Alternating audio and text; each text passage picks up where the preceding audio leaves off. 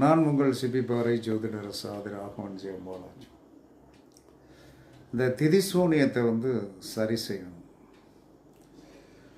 உங்களுடைய திதிசூனிய ராசி, இப்போ திதிசூனியம் வளர்பிறைக்கில் பிறந்தாலும் 2 ராசி வரும், தேய்விரையில் பிறந்தாலும் 2 ராசி வரும். வளர்பிறையில் போய் பிறந்தால் முதல் ராசியைத்தான் திதிசூனியமாக எடுத்துக்கணும். அது மேசத்திலிருந்து முதல் ராசியாக வரும். உங்களுடைய ராசியிலிருந்து முதல் ராசி எத்தனை வருதுன்னு எடுக்கக்கூடாது.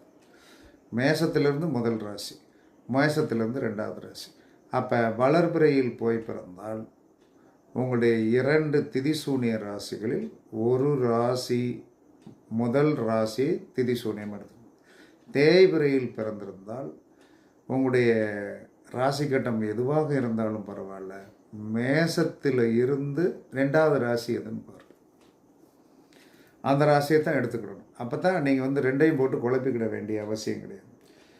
அப்போ மேசம் சிம்மம் தனுசு உங்களுக்கு திதிசூனிய ராசியாக வந்தால் நீங்கள் நெருப்பு என்று சொல்லக்கூடிய வழிபாடு, தீபம் ஏற்றுதல், அக்னி வளர்த்தல், அக்னி யாகம் பண்ணுவதன் மூலமாக இந்த மேசம் சிம்மம் தனுசு என்று சொல்லக்கூடிய நெருப்பு ராசி திதிசூனியம் வந்தால் அந்த தோஷத்தை போக்கும்.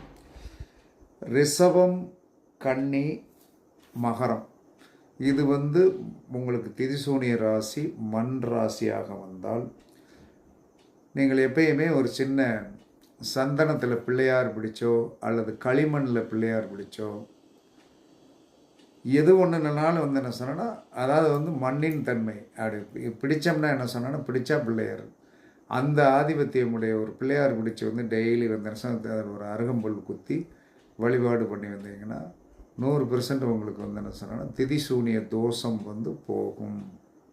அந்த பிள்ளையாரை என்ன சொன்னாங்கன்னா எவ்வளோ நாள் அது வெடிக்காமல் இருக்கிற வரைக்கும் வச்சுருந்துட்டு என்ன செய்யணும், அடுத்து தண்ணியில் போட்டணும். மிதுனம் துலாம் கும்பம் உங்களுக்கு காற்று ராசி என்ன சொன்னோன்னா திதிசூனிய ராசி வந்தால் கோவில்களுக்கு என்ன சொன்னாங்கன்னா நீங்கள் இந்த சாம்பிராணி வாங்கி கொடுக்கணும், பத்தி வாங்கி கொடுக்கணும். இது புகையை விடக்கூடியது, அதனால் உங்களுடைய தோஷம் போகும். கடகம் விருச்சிகம் மீனம் உங்களுடைய திதிசூனிய ராசிகளாக வந்தால் ஜல அபிஷேகம் பண்ணுவதற்கு இளநீர் வாங்கி கொடுக்கலாம், பன்னீர் வாங்கி கொடுக்கலாம், பால் வாங்கி கொடுக்கலாம்.